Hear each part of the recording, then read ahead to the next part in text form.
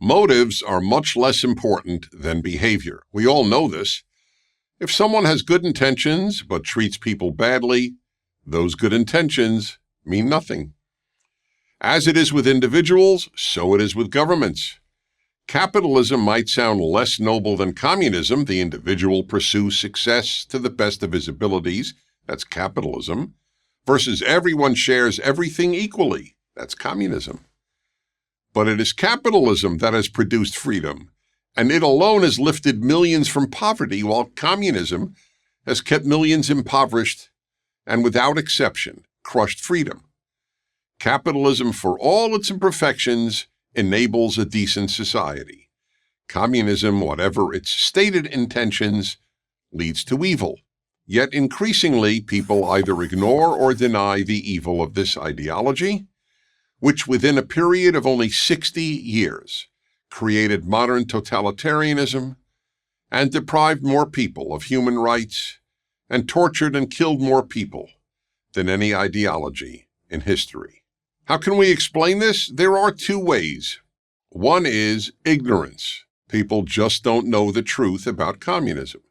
The second is willful blindness. People know the truth, but choose to ignore it because the truth about communism's horrors is too painful to confront. Given the sad state of our educational system, we can assume most people fall into the first category. They just don't know. So let me offer some facts. But before I do, I need to address another question. Why is it important that everyone know what communism did? Here are 3 reasons. First, we have a moral obligation to the victims of communism not to forget them. Just as Americans have a moral obligation to remember the victims of slavery, we have the same obligation to the billion victims of communism, especially the 100 million who were murdered. Second, the best way to prevent an evil from reoccurring is to confront it in all its horror. The fact that many people today, especially young people, mention communism as a viable option for modern society proves they don't know communism's moral record. Therefore, they do not properly fear communism, which means this evil could happen again. And why could it happen again? That brings us to reason number 3. The leaders of communist regimes and the vast number of people who help those leaders torture, enslave, and murder were nearly all normal people.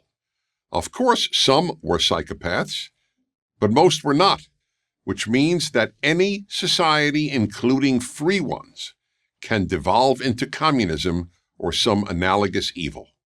Now some facts, based on the authoritative Black Book of Communism, written by 6 French scholars and published in the United States by Harvard University Press.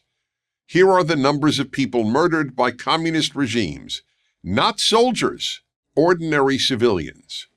Vietnam, 1 million. Eastern Europe, 1 million. Ethiopia, 1.5 million.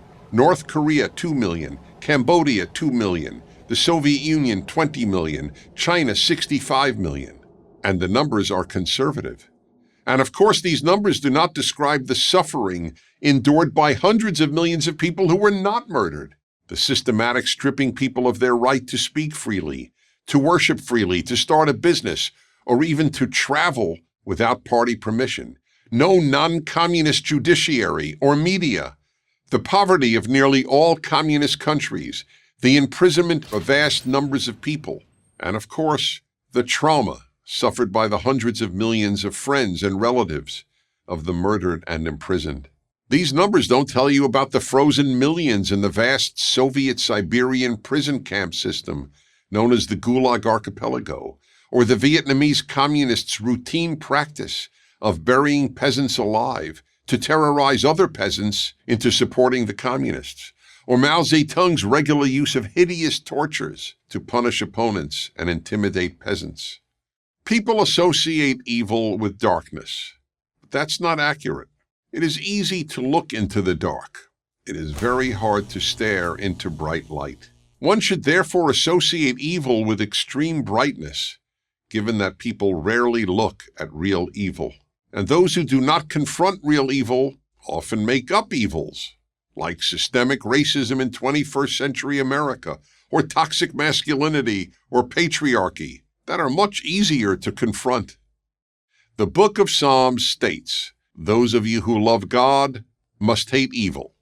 If you don't believe in God, here's another way of putting it. Those of you who love people must hate evil. If you don't hate communism, you don't care about, much less love, people. I'm Dennis Prager. Venezuela, where I was born and still have family, bad. Cuba, bad. Zimbabwe, bad. Soviet Union, bad. China under Mao, bad. Sweden, Denmark, Norway, good. This is the Socialist report card as it currently stands. Never mind that Venezuela, Cuba, Zimbabwe, the Soviet Union, Mao's China were once good.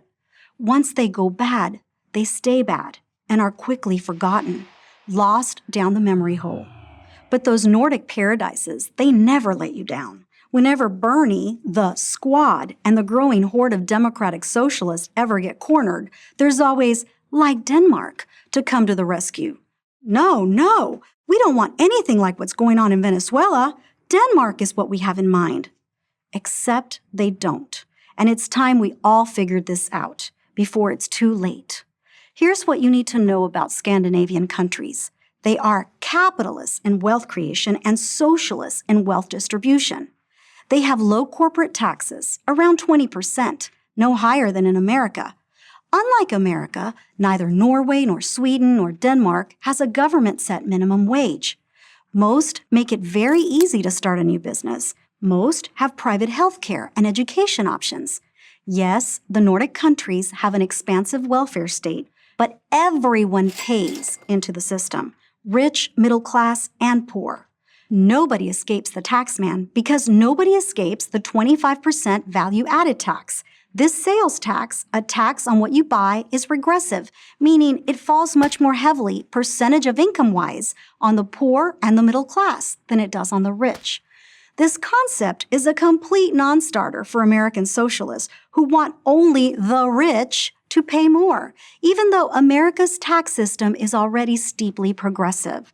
The rich, the top 10%, pay about 70% of all income taxes.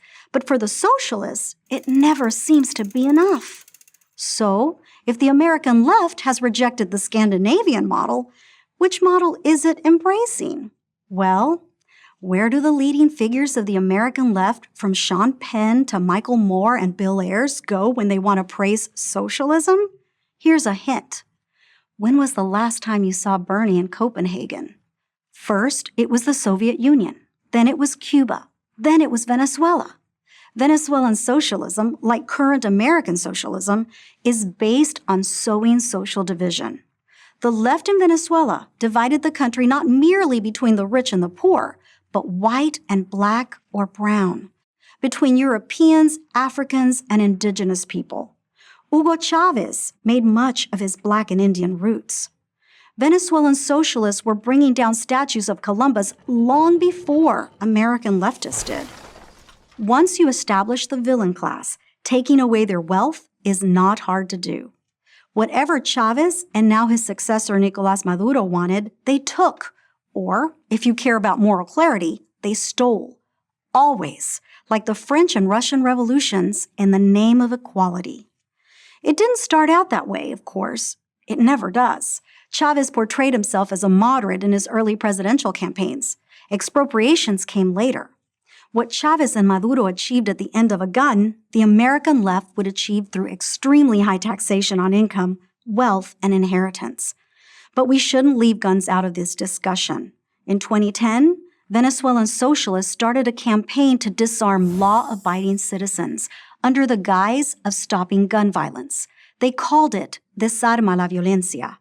When citizens, now unarmed, began to protest the corruption and tyranny of the socialist government, Chavez and then Maduro unleashed a group of criminal thugs, the colectivos, to terrorize them. Their specific targets included small business owners, entrepreneurs, farmers, and clergy. There are no colectivos or Antifa in Scandinavia.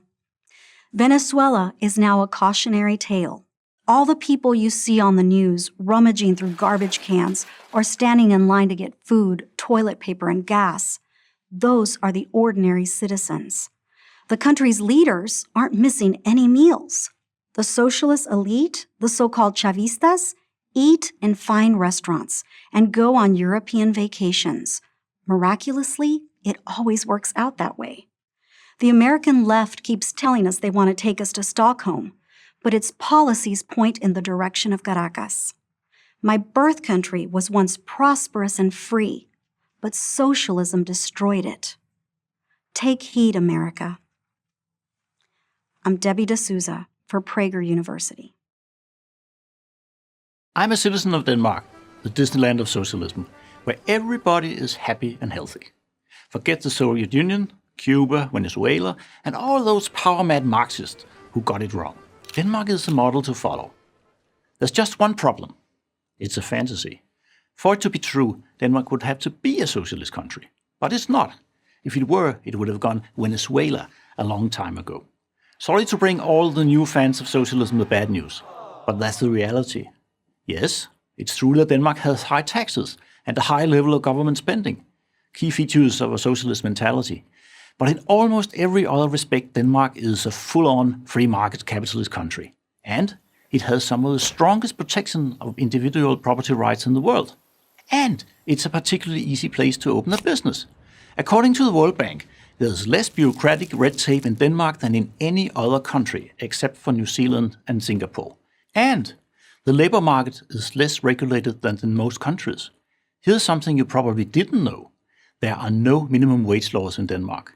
It's not surprising then, or maybe it is surprising given all the misinformation out there, that Denmark ranks consistently as one of the top-ranked free market economies in the world by the Fraser Institute in Canada and the Heritage Foundation. So if Denmark is not a socialist country, what is it? The answer is pretty straightforward. It's a small capitalist country, about the size and population of Maryland, whose citizens pay oodles in taxes in exchange for oodles in benefits. Well, what's wrong with that, you might ask? Only this. For the government to pay out such benefits, you need citizens to make enough money to pay the necessary taxes. And that's only possible through a free market economy. Let me explain with some Danish history. Denmark, like its Scandinavian neighbors, Sweden and Norway, made a remarkable economic recovery after the Second World War. The combination of a highly productive workforce and, get this, low taxes created a lot of wealth. So, like every other wealthy welfare state, Denmark became wealthy before it created the welfare state. Relative to Europe, Denmark's economic high water mark was in the 1950s. Relative to the US, it was in the early 70s.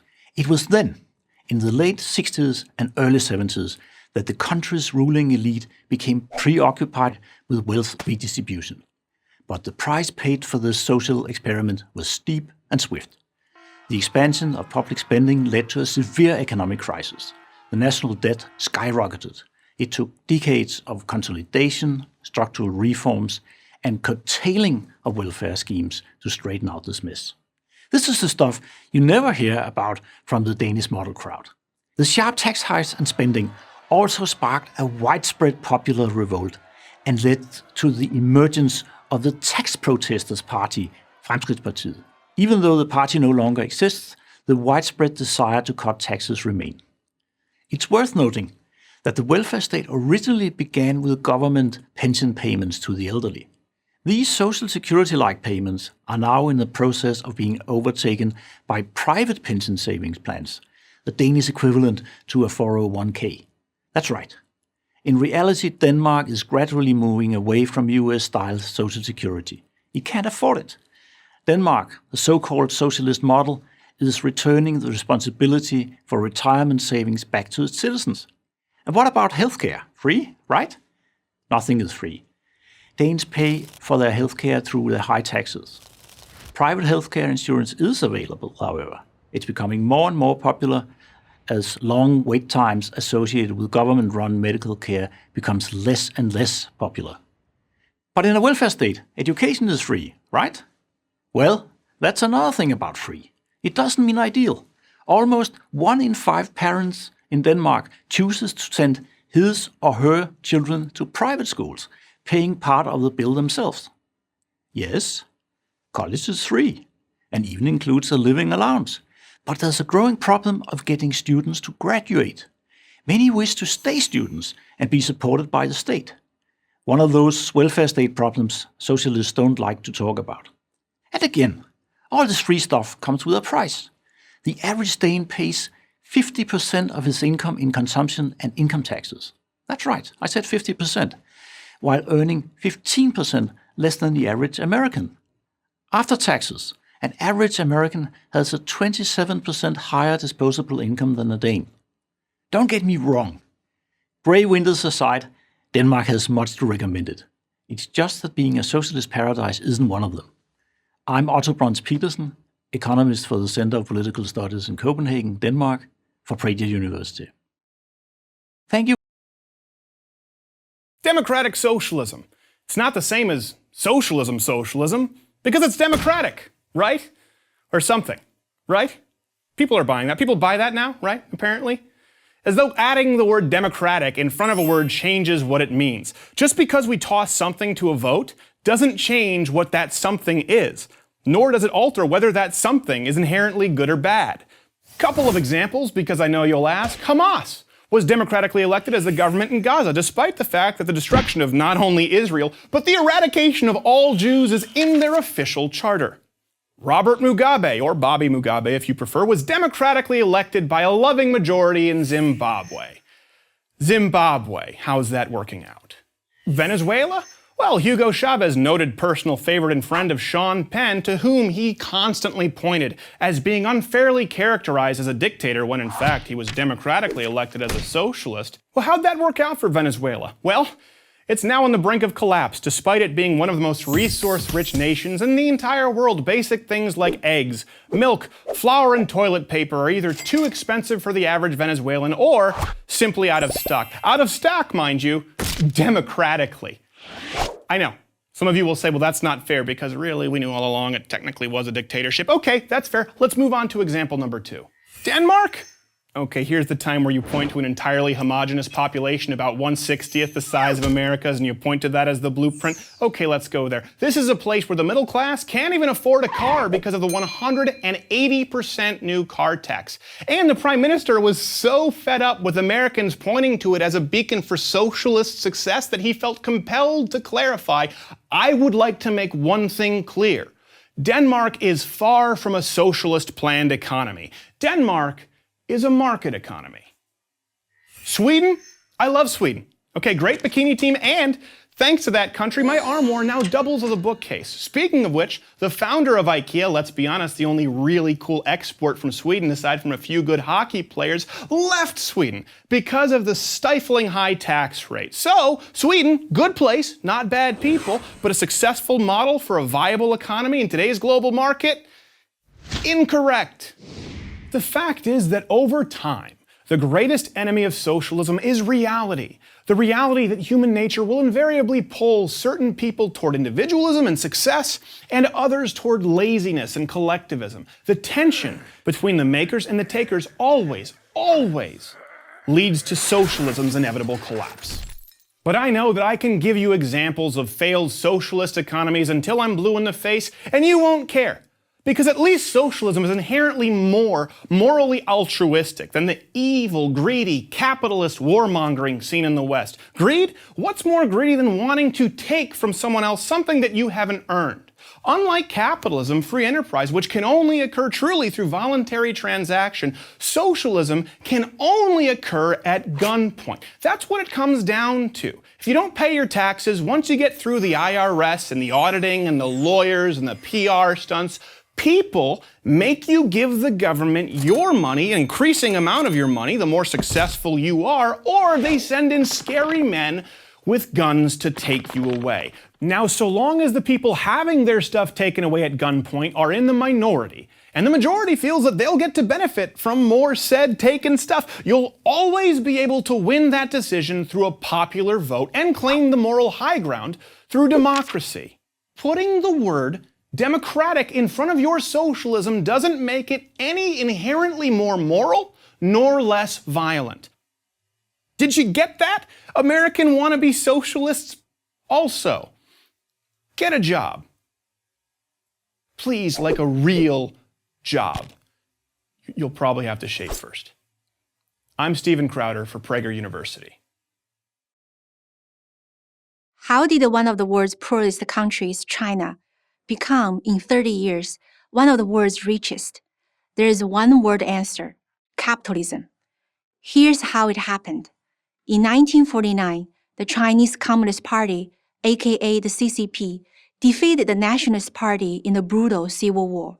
The leader of the CCP, Mao Zedong, promised the Chinese people that he would create a new China, a socialist paradise where the benevolent state would take care of every citizen's needs, from shelter to education to employment.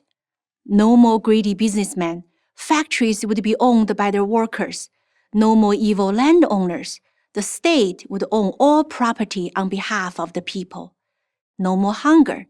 Everyone could eat as much as they want at the public cafeterias. To transform China into this heaven on earth, Mao launched radical socialist reforms. Industries were nationalized, private businesses were eliminated, and land was confiscated. But rather than turning China into a heaven on earth, these policies turned China into a hell on earth. Healthcare was cheap, but there was a chronic shortage of doctors, hospitals, and modern medicine. No one was unemployed because the government gave each person a job. But if you didn't like the job you were assigned, well, that was just too bad. Your government-assigned job was tied to your food ration. No work, no food. Speaking of food, it wasn't long after Mao took power that widespread food shortages began happening. My own parents had to get up at 3 o'clock in the morning to stand in long lines outside of a grocery store to get a pound of sugar or several ounces of cooking oil. Often, they got nothing. Every year was worse than the last. Between 1958 and 1962, China experienced the worst famine in human history. An estimated 45 million Chinese starved to death, victims of their own government's murderous stupidity. Among the lives lost were my uncle, my grandaunt and her family of 5, and my dad's maternal grandmother. At the time of Mao's death in 1976, more than 90% of the Chinese population lived below the poverty line, earning less than $2 a day. The only equality socialism had achieved was an equal distribution of misery. Mao's successor, Deng Xiaoping, recognized that this couldn't go on much longer. The only way to save the CCP's one-party rule was to get the economy going. But how? Deng had no idea. Fortunately for him, a small group of farmers did.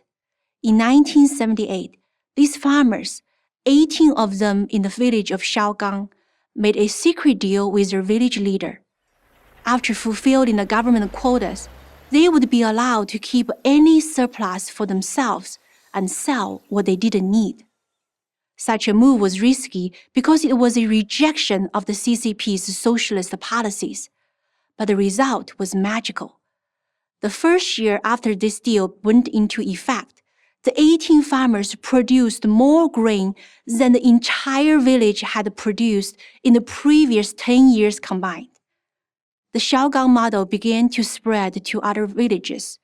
When Deng heard of it, rather than punish the farmers, he had the good sense to recognize that these simple peasants had shown him how to revive China's economy. Soon after, Deng announced the sweeping economic reforms. He opened up China to the outside world, inviting foreign investments, and most importantly, loosening the government's grip on the Chinese people. The results were nothing less than astonishing. The freer the Chinese economy became, the wealthier the Chinese people became. In the space of 3 decades, 800 million Chinese people emerged out of poverty. Chinese cities now match and exceeds the greatest cities of the West, skyscraper for skyscraper. The CCP likes to pat itself on the back for China's economic miracle. However, the real credit should go to free market capitalism and 18 brave farmers who risked their lives to give it a try. In recent years, China's growth has slowed precisely because the current CCP leadership has moved back to a model that asserts ever more government control. The country is becoming less free with each passing year. The CCP uses technology such as facial recognition, surveillance cameras, and control of the internet to monitor its citizens' every move. More and more, there are signs that the CCP is reverting to its Maoist past. That's bad for China and bad for the world. I'm Helen Rowley, author of Confucius Never Said, for Prager University. Why is socialism so popular? Less than 10 years ago, you couldn't refer to socialism in a positive way and hope to have a career in American politics. Socialism was referred to as the S word. Now it is affirmed either explicitly or implicitly by just about everyone on the left. And amazingly, given socialism's record of failure, the socialists seem to be gaining ground. Why? What makes socialism so attractive to so many? Socialism, according to its proponents, is more democratic and therefore more moral than capitalism. Leftist filmmaker Michael Moore explains it for us. Democratic socialism means everyone has a seat at the table and everybody gets a slice of the pie. The famed socialist writer Irving Howe wrote something similar in his 1982 autobiography. We believe that the democracy in our political life should also be extended deeply into economic life. The basic idea here is that socialism is vindicated through its roots in popular consent. If a majority of people working through their elected representatives declare something to be a public entitlement, say free college or free health care, then they are justified in extracting resources from those who create wealth to pay for it. As Nathan Robinson argues in his book, Why You Should Be a Socialist, the moral imperative is to place the economy under the control of the people.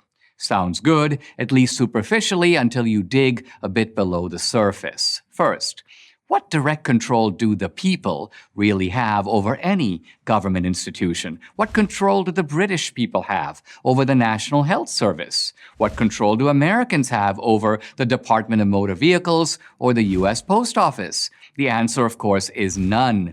Given its practical impossibility, genuine popular control over government institutions is a mirage. Second, what if 51% of Americans vote to confiscate the resources of a single person, say Bill Gates? Does that make it right? Under an authoritarian socialist government, a single dictator seizes the fruits of your labor. Everyone is against that. Under democratic socialism, a majority does. The end result is the same. You've been robbed.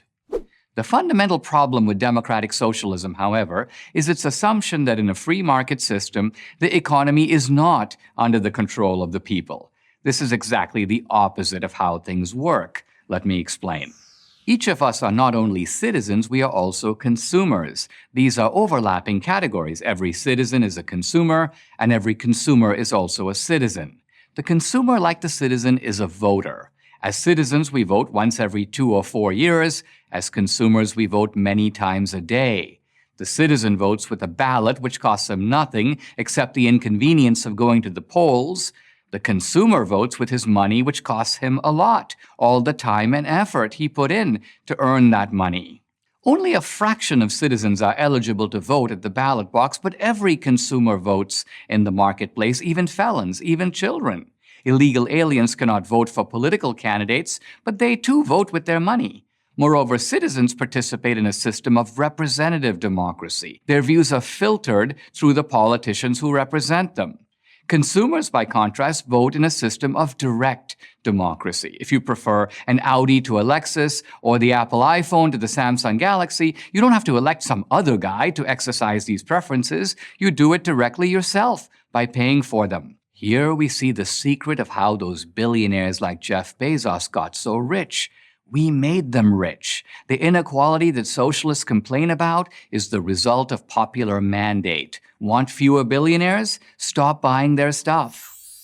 Free markets work not through greed or exploitation, but by satisfying our wants. And the most successful entrepreneurs are those who anticipate our wants even before we have them. No one wrote Steve Jobs asking him to make a phone that took pictures, allowed people to text messages, and listen to music. He conceived it and built it before we knew we couldn't live without it.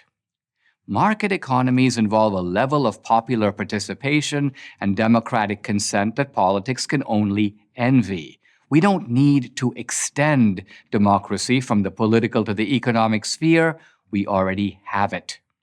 And the moral grounding of free markets, just like that of our political system, is in the will of the people. In the latter case, a will expressed only on election day. In the former case, a will expressed deliberately, emphatically, constantly.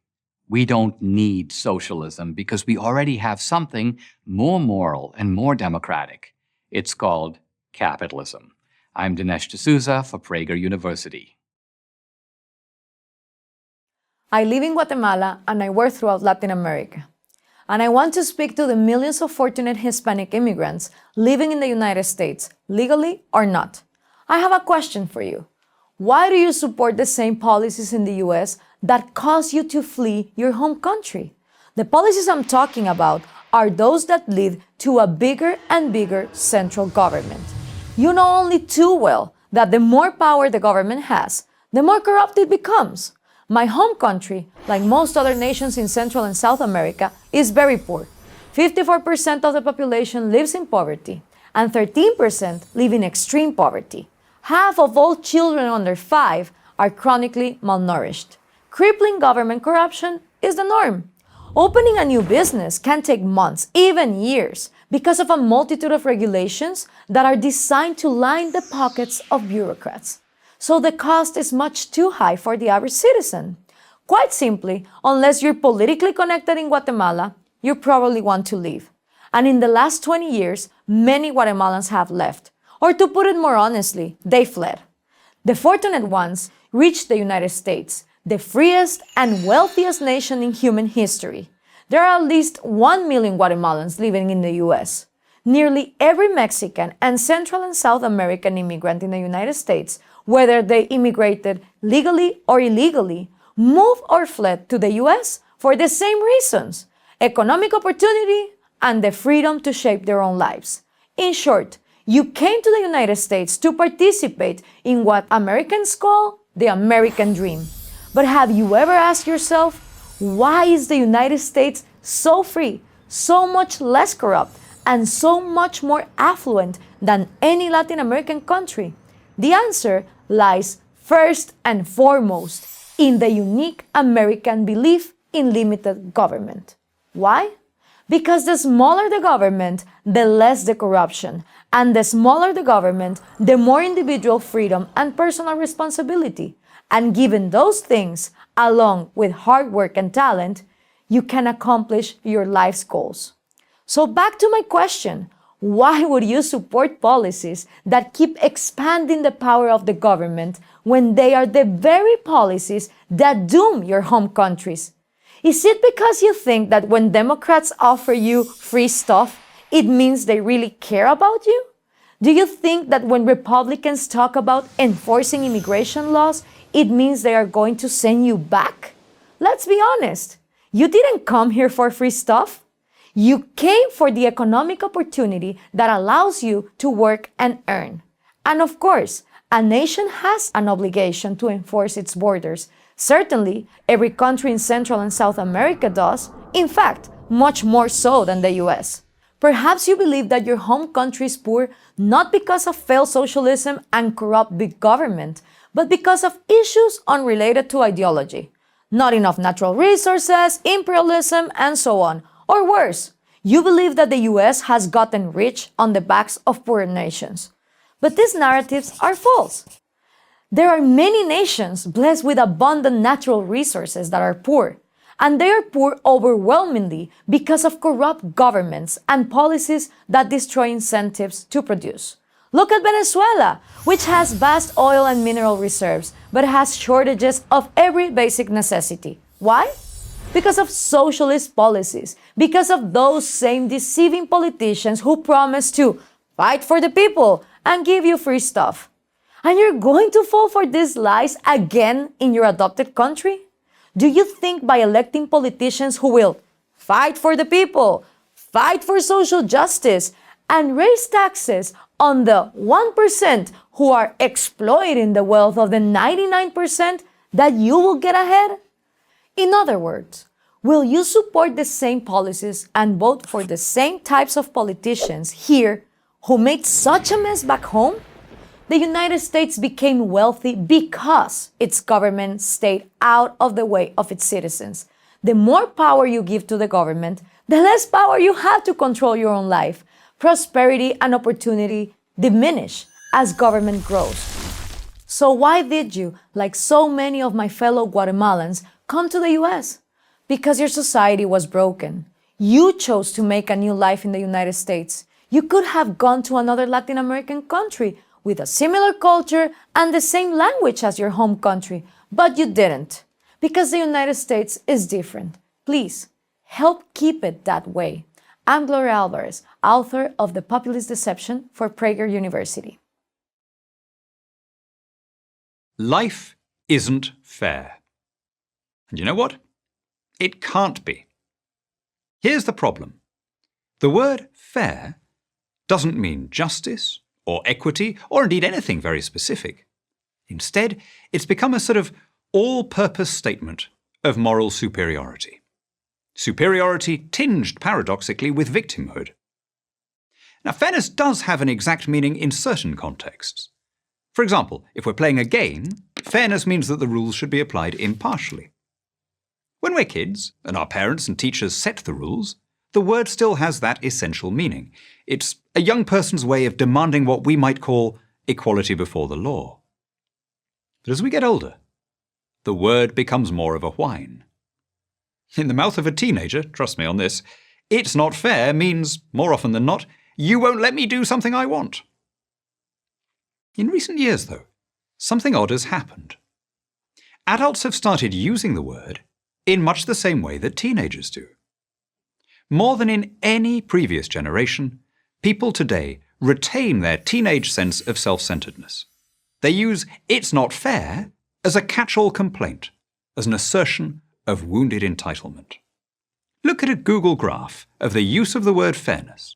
From around 1965, it looks like the proverbial hockey stick, flat, and then it suddenly shoots up. We've developed a fairness obsession. But what do we mean when we use the word? Do we mean justice? Do we mean equality? Do we mean need?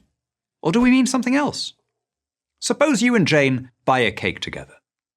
You pay $6 and Jane pays $4. What would be the fair way to split it up? You could do it on the basis of proportionality. In other words, you get 60% of the cake and Jane gets 40%. Or you could do it on the basis of strict egalitarianism, half each regardless of who paid what. Or you could do it on the basis of wealth. Jane has much less money than you for non-essentials like cake, so maybe she should get the larger share. A case can be made for each approach.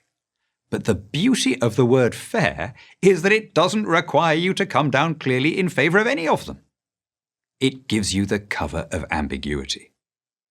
So, for example, when a politician says, "We want the rich to pay their fair share," he doesn't usually mean that he wants the rich to pay taxes at the same rate as everyone else. He means that he wants them to pay extra. The word fair lets him present higher rates of taxation as a form of justice. But only if we don't think about it too hard. That's the beauty of it. Fair doesn't ultimately mean proportionate, or impartial, or equal. You can use it to mean almost any positive thing you like. "I want fairness" generally means, "Look at me, I'm a nice person." Demanding fairness lets you tell the world how decent you are without your actually having to contribute a penny. It's a kind of vanity. Mirror, mirror on the wall, Who's the fairest of them all? Let's get real. The only way to distribute the cake is to see how much people are prepared to pay for their slice. Sure, that could leave a banker with a bigger slice than a baker. Sure, we might not like that distribution. We might feel that the baker is doing something more valuable than the banker.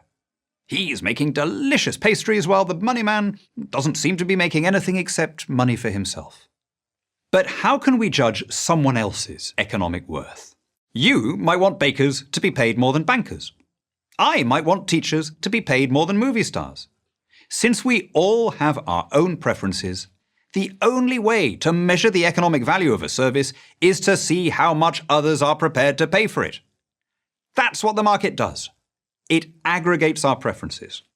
It doesn't ask us in the abstract what we think someone else deserves. It tests in reality how many hours of our own labor we're prepared to put in exchange for a product or a service. Under every other economic system, our relations are mediated by accidents of birth and social caste, and financial rewards are determined by favoritism. The free market alone gives everyone the same rights. My money is as good as yours. You can't get fairer than that. I'm Daniel Hannan, president of the Initiative for Free Trade and author of Inventing Freedom for Prager University. There's a new socialism in town. I call it identity socialism. The old socialism, the kind Karl Marx dreamed up, was all about the working class, the sort of blue-collar worker who, ironically, voted for President Trump. But today's socialists couldn't care less about the guy in the hard hat. He had his chance at revolution and blew it. Today's socialist is all about race, gender, and transgender rights. Class is an afterthought. To understand this is to understand the left's takeover of the college campus and all the ills that takeover has spawned, from Me Too to Black Lives Matter to girls competing against biological boys. But campus culture has now metastasized into the culture of the whole society. As liberal writer Andrew Sullivan has put it, we all live on campus now. Identity socialism is first and foremost about division, not just class division, but now race division. Gender division, transgender division. Blacks and Latinos are in, whites are out, women are in, men are out. Gays, bisexuals, transsexuals, transgenders are in, heterosexuals are out, illegals are in, native-born citizens are out. One may think this is all part of the politics of inclusion, but to think that is to get only half the picture. The point for the left is not merely to include, but also to exclude. So where did this identity socialism come from? Meet Herbert Marcuse. Born in Berlin in 1898, Marcuse fled Germany at the dawn of the Nazi era. After stints at Columbia, Harvard, and Brandeis, Marcuse moved to California, where he joined the University of California at San Diego in 1965. You'd think that living in a paradise like Southern California, with all the comforts and privileges of academic life, might have softened Marcuse's Marx-like hatred of capitalism. But it was not to be. If anything, the more he prospered, the more he wanted to bring the system down. He had a problem, however, a big one. Socialism didn't work in America. Life was too good. The working class in the U.S. didn't aspire to overthrow the existing order. They aspired to own a home. How could you foment revolution without revolutionaries? Classic Marxism had no answer for this. But almost 100 years after Marx, Marcuse did. The answer was college students. They would be the recruits for what he termed the Great Refusal, the repudiation and overthrow of free market capitalism. Conditions were perfect. The students of the 60s were already living in what was in effect a socialist commune, a university campus. Rather than being grateful to their parents for providing them with this opportunity to learn and study, they were restless and bored. Most importantly, they were looking for meaning, a form of self-fulfillment that went beyond material gratification. Of course, as with all successful social movements, timing was critical. Here, Marcuse was very fortunate. The 60s was the decade of the Vietnam War. students faced the prospect of being drafted. Thus, they had selfish reasons to oppose the conflict. Marcuse and his acolytes turned this selfishness into righteousness by teaching the students that they weren't draft dodgers, they were noble resistors who were part of a global struggle for social justice. Marcuse portrayed Ho Chi Minh and the Viet Cong as a kind of third world proletariat, fighting to free themselves from American imperialism. This represented a transposition of Marxist categories. The new working class were the Vietnamese freedom fighters. The evil capitalists were American soldiers serving on behalf of the American government. Marcuse found, in addition to the students, other groups ripe for the taking. The first was the Black Power movement, which was a militant adjunct to the civil rights movement. The beauty of this group, from Marcuse's point of view, was that unlike white students, its members wouldn't have to be instructed in the art of grievance. Blacks had grievances that dated back centuries. Through another Marxist transposition, blacks would become the working class, whites the capitalist class. Race, in this analysis, took the place of class. Another emerging source of disgruntlement was the feminists. Marcuse recognized they too could be taught to see themselves as an oppressed class. This, of course, would require a further Marxist transposition. Women would now be viewed as the working class and men the capitalist class. The class category would now be shifted to gender. Marcuse recognized that educating and mobilizing all these groups, the bored students, the aggrieved blacks, and the angry feminists, would take time. But he wasn't in a hurry. Soon enough, the radical students would be the radical professors, teaching identity socialism to a fresh crop of impressionable recruits. Over time, Marcuse believed the university could produce a new type of culture, and that culture would then spill into the larger society to infect primary education, the news media, and entertainment. Even big business, the hated capitalist class itself, would succumb. He was right. Identity socialism has arrived. I'm Dinesh D'Souza for Prager University. Capitalism versus socialism. We can sum up each economic system in one line. Capitalism is based on human greed. Socialism is based on human need, right?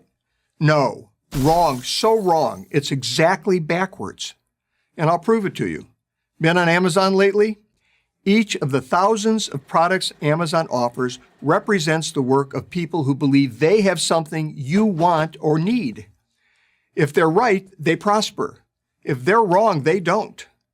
That's how the free market works. It encourages people to improve their lives by satisfying the needs of others. No one starts a business making a thing or providing a service for themselves. They start a business to make things or provide services for others. I speak from personal experience.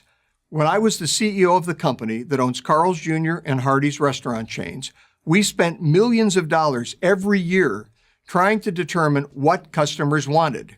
If our customers didn't like something, we changed it, and fast. Because if we didn't, our competitors would, pun intended, eat us for lunch. The consumer, that's you, has the ultimate power. In effect, you vote with every dollar you spend. In a socialist economy, the government has the ultimate power. It decides what you get from a limited supply it decides should exist. Instead of millions of people making millions of decisions about what they want, a few people, government elites, decide what people should have and how much they should pay for it. Not surprisingly, they always get it wrong.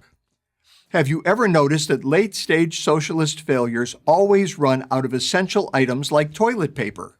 Of course, this isn't a problem for those who have the right connections with the right people. Those chosen few get whatever they want. But everyone else is out of luck. Venezuela, once the richest country in South America, is the most recent example of socialism driving a prosperous country into an economic ditch. Now, maybe you think it's an unfair example. I'm not sure why, but okay. We'll ignore the fact that leftist activists celebrated it as a great socialist success right up until it wasn't. But what about Western European countries? Don't they have socialist economies? People seem pretty happy there. Why can't we have what they have? Free healthcare, free college, stronger unions. Good question. And the answer may surprise you. There are no socialist countries in Western Europe. Most are just as capitalist as the United States. The only difference, and it's a big one, is that they offer more government benefits than the U.S. does. We can argue about the cost of these benefits and the point at which they reduce individual initiative, thus doing more harm than good. Scandinavians have been debating those questions for years. But only a free market capitalist economy can produce the wealth necessary to sustain all of the supposedly free stuff Europeans enjoy. To get the free stuff, after all, you have to create enough wealth to generate enough tax revenue to pay for everything the government gives away. Without capitalism, you're Venezuela. In a 2015 speech at Harvard, Denmark's prime minister took great pains to make this point. I know that some people in the U.S. associate the Nordic model with socialism. Therefore, I would like to make one thing clear. Denmark is far from a socialist planned economy. Denmark is a market economy. So when you point to Denmark as a paragon of socialism, you're really singing the praises of capitalism. The more capitalism, the less socialism you need. Look at America since 2017. A policy of lower taxes and less government regulation, that's more capitalism, has led to a robust economic expansion, something thought impossible just a few years earlier. Unemployment, notably among minority groups typically most at risk for poverty, is at a generational low. Economic expansion gets people off welfare and into work. That's less socialism. None of this requires a degree in economics. Common sense is all you need.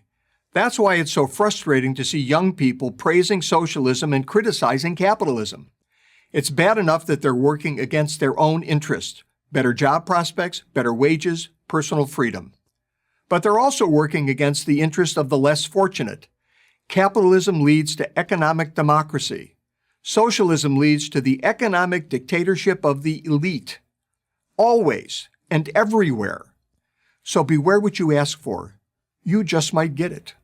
I'm Andy Puzder, the author of The Capitalist Comeback for Prager University. In the contemporary world, it's taken as a given that capitalism, with its free market and profit motive, is based on selfishness and produces selfishness, while socialism is based on selflessness and produces selflessness.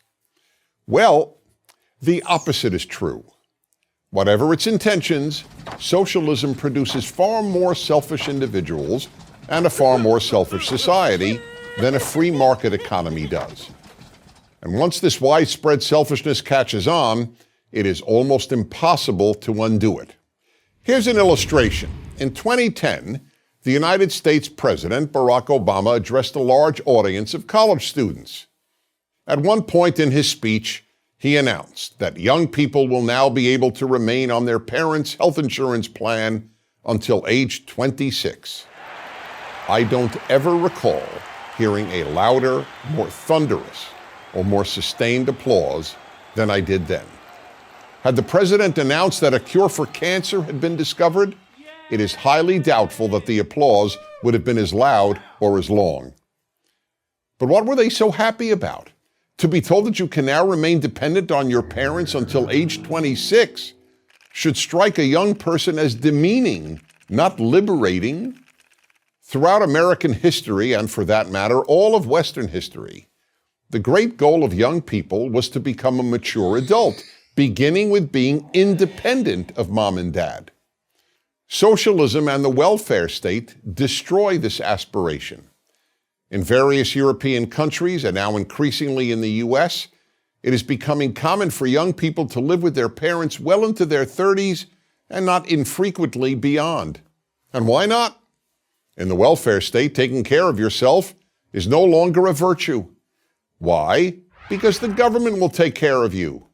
Therefore, socialism enables, and as a result produces, people whose preoccupations become more and more self-centered. How many benefits will I receive from the government? Will the government pay for my education? Will the government pay for my health care? What is the youngest age at which I can retire? How much paid vacation time can I get? How many days can I call in sick and still get paid? How many weeks of paid paternity or maternity leave am I entitled to? The list gets longer with every election of a liberal or progressive or left-wing party. And then each entitlement becomes a right. But we're not done. There are even more destructive effects of socialism. Entitlements create citizens who lack a character trait that every human should have: gratitude. You cannot be happy if you are not grateful, and you cannot be a good person if you're not grateful. That's why we constantly tell our children, say thank you. But socialism undoes that. After all, why would a person be grateful for receiving an entitlement? Who's going to be grateful for getting what they're entitled to? So instead of thank you, the citizen of the welfare state is taught to say, what more am I entitled to? Yet the left insists that it's capitalism and the free market, not socialism, that produces selfish people. But the truth is that capitalism and the free market produce much less selfish people. Teaching people to work hard and take care of themselves and others, and that they should earn what they receive, produces less selfish, not more selfish people. Capitalism teaches people to work more. Socialism teaches people to demand more. Which attitude do you think will make a better society? I'm Dennis Prager.